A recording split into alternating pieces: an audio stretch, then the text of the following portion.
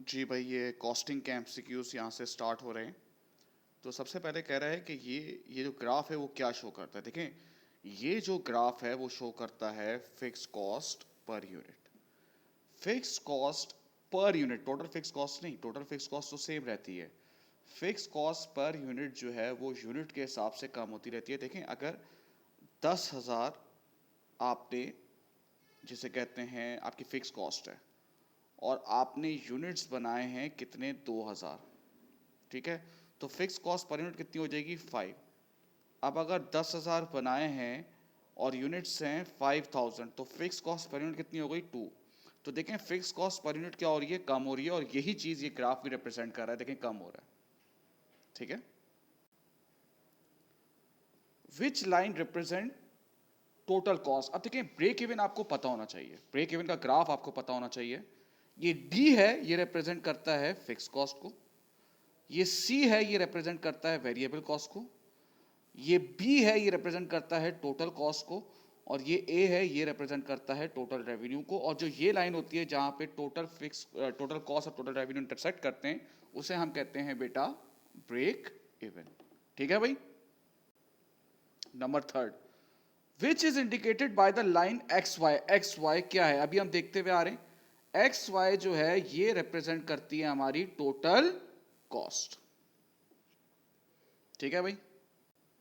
अब ये कह रहा है what is the overhead absorption rate, और आंसर उसने दिया हुआ है पेशेंट डे में। Is that right. तो ओवरहेड एब्जॉर्प्शन रेट का फॉर्मूला क्या होता है भाई, बजटेड ओवरहेड्स और जो एक्टिविटी लेवल। यहां पर एक्टिविटी लेवल उन्होंने क्या दिया हुआ है, पेशेंट नंबर ऑफ डेज दिए में। देखो आंसर देखो, तभी तो इसमें आ रहे हैं नंबर ऑफ डेज में। तो सबसे पहली बात है, मैं ओवरहेड्स देखूंगा यहां पे। ओवरहेड्स कितने हैं, ये रहे। नंबर ऑफ डेज कितने हैं भाई, it is expect to treat 25,000 patient, सही है। Each patient stage for an average 10 days.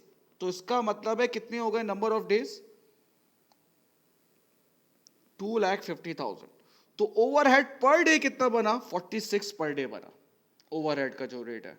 अब जिसने 4 दिन स्पेंड किए हैं वो मल्टीप्लाई बाय 4 हो जाएगा, जिसने 10 दिन स्पेंड किए हैं तो मल्टीप्लाई बाय 10 हो जाएगा। इस तरह से हम इसकी कॉस्टिंग करेंगे। What is the amount of over और अंडर, ये यार ये हर तकरीबन ये सवाल जो है वो हर पास पेपर में आया है आपका।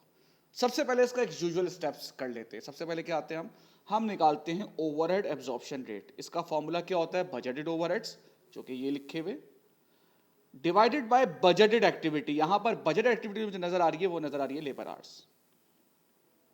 तो रेट कितना हो गया, ये रेट हो गया 15। फिर हम क्या करते थे, एक्चुअल ओवरहेड्स लिखते थे 1,60,000, और फिर हमने एब्जॉर्ब कितने किए, और हमेशा याद रखें एब्जॉर्ब होते हैं एक्चुअल पे।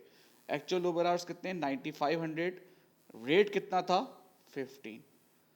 तो ये हमने एब्जॉर्ब किए हुए हैं 1,425,000। एक्चुअल ओवरहेड्स कितने हैं भाई, ये रहे।